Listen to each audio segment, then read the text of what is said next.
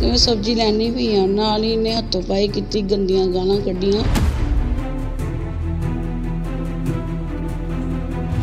ਮੁੱਕਾ ਮਾਰਿਆ, ਵੇਖੋ ਮੇਰੇ ਆ ਨੀਲਸ ਵਗੈਰਾ ਸਾਰੇ, ਮੇਰੀ ਗਰਦਨ ਵਗੈਰਾ, ਦੰਦ ਟੁੱਟ ਗਏ ਨੇ। ਅੰਮ੍ਰਿਤਸਰ ਦੇ ਸੁਲਤਾਨਵਿੰਡ ਰੋਡ ਤੇ ਇੱਕ ਔਰਤ ਦੀ ਸ਼ਰੇਆਮ ਮਾਰ ਕੁਟਾਈ ਦੀ ਵੀਡੀਓ ਸਾਹਮਣੇ ਆਈ ਹੈ, ਜਿਸ 'ਚ ਗਲੀ ਦੇ ਕੂੜੇ ਨੂੰ ਲੈ ਕੇ ਪੜੋਸੀਆਂ ਦੁਆਰਾ ਔਰਤ ਦੀ ਮਾਰਕੁੱਟ ਕੀਤੀ ਗਈ। ਪੀੜਤ ਮਹਿਲਾ ਜਸਪ੍ਰੀਤ ਨੇ ਦੱਸਿਆ ਕਿ ਉਹ ਗਲੀ 'ਚ ਸਬਜ਼ੀ ਲੈਣ ਲਈ ਖੜੀ ਸੀ, ਜਿੱਥੇ ਉਸਦੇ ਪੜੋਸੀ ਗੁਰਸ਼ਰਨ ਸਿੰਘ ਤੇ ਉਸਦੀ ਪਤਨੀ ਨੇ ਆ ਕੇ ਝਗੜਾ ਸ਼ੁਰੂ ਕਰ ਦਿੱਤਾ ਤੇ ਸ਼ਰੇਆਮ ਉਸਦੇ ਪੇਟ 'ਚ ਲੱਤਾਂ ਮਾਰੀਆਂ, ਜਿਸ ਦੌਰਾਨ ਉਸ ਨੂੰ ਕਾਫੀ ਸੱਟਾਂ ਲੱਗੀਆਂ। ਦੂਜੇ ਪਾਸੇ ਪੀੜਤ ਔਰਤ ਦੇ ਪਤੀ ਦਾ ਕਹਿਣਾ ਹੈ ਕਿ ਉਹਨਾਂ ਦੇ ਗੁਆਂਢੀ ਉਹਨਾਂ ਦੇ ਨਾਲ ਆਪਸੀ ਰੰਜਿਸ਼ ਰੱਖਦੇ ਨੇ, ਜਿਸ ਕਰਕੇ ਉਹਨਾਂ ਨੇ ਉਸਦੀ ਪਤਨੀ ਨਾਲ ਮਾਰਕੁੱਟ ਕੀਤੀ। ਤੇ ਮੈਂ ਸਬਜ਼ੀ ਲੈਣੀ ਪਈ ਆ, ਨਾਲ ਹੀ ਇਹਨੇ ਹੱਥੋਂ ਪਾਈ ਕੀਤੀ, ਗੰਦੀਆਂ ਗਾਲਾਂ ਕੱਢੀਆਂ। ਮੈਂ ਕਿਹਾ ਭਾਜੀ ਮੈਂ ਤੇ ਕੋਈ ਗੱਲ ਹੀ ਨਹੀਂ ਕੀਤੀ ਹੈ, ਤੇ ਮੈਂ ਭਾਜੀ ਮੈਂ ਤੁਹਾਡੀ ਵਹੁਟੀ ਨੂੰ ਕੁਛ ਨਹੀਂ ਕਿਹਾ। ਨਾਲ ਹੀ ਦੋਨੋਂ ਪੈ ਗਏ, ਹੱਥੋਂ ਪਾਈ ਕੀਤੀ। ਮੈਂ ਇਕੱਲੀ ਸੀ, ਮੁੱਕਾ ਮਾਰਿਆ, ਵੇਖੋ ਮੇਰੇ ਆ ਨੀਲਸ ਵਗੈਰਾ ਸਾਰੇ, ਮੇਰੀ ਗਰਦਨ ਵਗੈਰਾ, ਦੰਦ ਟੁੱਟ ਗਏ ਨੇ। ਬੁਰਾ ਹਾਲ ਕੀਤਾ, ਇਹਨੂੰ ਸਜ਼ਾ ਦਿਓ, ਬੁਰਾ ਮਾਰਿਆ ਇਹਨੇ। ਕੱਲ੍ਹ ਨੂੰ ਹੁਣ ਧਮਕੀਆਂ ਦਿੰਦਾ ਹੈ ਕਿ ਮੈਂ ਤੇਰੇ ਬੰਦੇ ਨੂੰ ਮਰਵਾ ਦੇਣਾ, ਮੇਰੇ ਬੱਚਿਆਂ ਨੂੰ ਵੀ ਮਾਰਿਆ ਇਹਨੇ ਬੜਾ। ਮੈਂ ਇਕੱਲੀ ਸੀ, ਮੇਰੇ ਕੋਲ ਕੋਈ ਵੀ ਨਹੀਂ ਸੀ।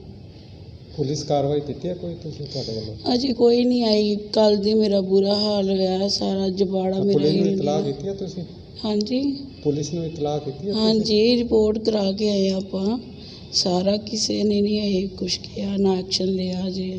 ਤੇ ਕੀ ਮੰਗ ਕਰਦੇ ਹੋ ਹੁਣ ਤੁਸੀਂ? ਇਹਨੂੰ ਸਜ਼ਾ ਮਿਲੇ, ਹੋਰ ਕੀ ਹੈ। ਇਹਨੇ ਮੈਨੂੰ ਇੰਨਾ ਮਾਰਿਆ ਕੁੱਟਿਆ, ਕਹਿਣ ਦੀ ਗੱਲ ਨਹੀਂ।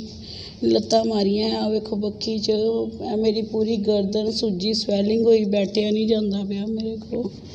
ਮੇਰੇ ਬੱਚੇ ਛੋਟੇ ਛੋਟੇ ਆ, ਮੈਂ ਕਿੱਦਾਂ, ਮੈਨੂੰ ਇਹ ਮੈਂ ਇਕੱਲੀ ਸੀ, ਇਹ ਤੇ ਮੈਨੂੰ ਮਾਰ ਲੱਗਾ ਹੀ ਪਰੇ ਹੈ, ਕੋਈ ਆ ਗਿਆ ਲਾਗੇ, ਉਹ ਮੇਰਾ ਭਰਾ ਹੀ ਲੱਗਦਾ, ਉਹਨੇ ਛੁਡਾਇਆ, ਨਹੀਂ ਤੇ ਉਹਨੇ ਲੱਤਾਂ ਬਹੁਤ ਮਾਰੀਆਂ, ਬਹੁਤ ਬੁਰਾ ਹਾਲ ਕੀਤਾ ਮੇਰਾ। ਘਟਨਾ ਇਹ ਸੀ ਸਰ, ਇੱਦਾਂ ਹੀ ਆਪਸ 'ਚ ਮਾੜੀ ਮੋਟੀ ਇਹਨਾਂ ਦੀ ਵਾਈਫ ਨਾਲ ਇੱਕ ਦੂਜੇ ਨਾਲ ਬਹਿਸ ਜੀ ਹੋਈ ਸੀ, ਅਤੇ ਬਹਿਸ ਹੁੰਦਿਆਂ ਵੀ ਇਹਨਾਂ ਨੇ ਬਾਅਦ ਵਿੱਚ 5-7 ਮਿੰਟ ਬਾਅਦ ਚੁੱਪ ਕਰ ਗਏ ਨੇ। ਇਹ ਥੱਲੇ ਸਬਜ਼ੀ ਲੈਣ ਗਏ ਨੇ, ਉਹਨੇ ਆਪਣੇ ਹਸਬੈਂਡ ਨੂੰ ਸੱਦਿਆ ਦਾ ਸੀ, ਉਹਦੇ ਹਸਬੈਂਡ ਨਾਲ ਇੱਕ ਹੋਰ ਅਣਪਛਾਤਾ ਸੀ, ਅਤੇ 2 ਉਹਦੀਆਂ, ਇੱਕ ਵਾਈਫ ਸੀ ਅਤੇ ਇੱਕ ਹੋਰ ਹੀ ਉਹਦੇ ਨਾਲ ਲੇਡੀ ਸੀ।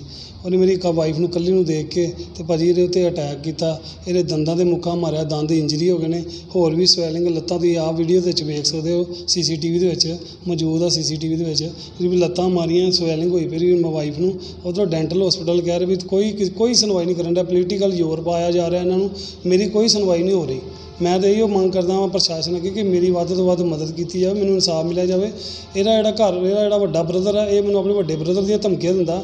ਅੱਜ ਤੋਂ 2 ਮਹੀਨੇ ਪਹਿਲਾਂ ਸ਼ਹੀਦ ਊਧਮ ਸਿੰਘ ਨਗਰ ਗਲੀ ਨੰਬਰ 5 ਦੇ ਵਿੱਚ ਘਟਨਾ ਵਾਪਰੀ ਸੀ, ਇਹਦੇ ਬ੍ਰਦਰ ਵੱਡੇ ਨੇ ਗੋਲੀਆਂ ਚਲਾਈਆਂ ਸੀ। ਇਹ ਉਹੀਓ ਮੈਨੂੰ ਧਮਕੀਆਂ ਦਿੰਦਾ ਕਿ ਕੱਲ੍ਹ ਨੂੰ ਮੇਰੀ ਵਾਈਫ ਨੂੰ ਕਹਿੰਦਾ ਤੈਨੂੰ ਅੱਜ ਕੁੱਟਿਆ ਨਾ, ਅਗਲੀ ਦੀ ਨੰਗਾ ਕਰਾਂਗੇ, ਸਭ ਕੁਝ ਕਰਾਂਗੇ। ਇਹਦੀ ਇੱਜ਼ਤ ਨੂੰ ਹੱਥ ਪਾਇਆ, ਤੁਸੀਂ ਵੀਡੀਓ ਦੇਖ ਸਕਦੇ ਹੋ।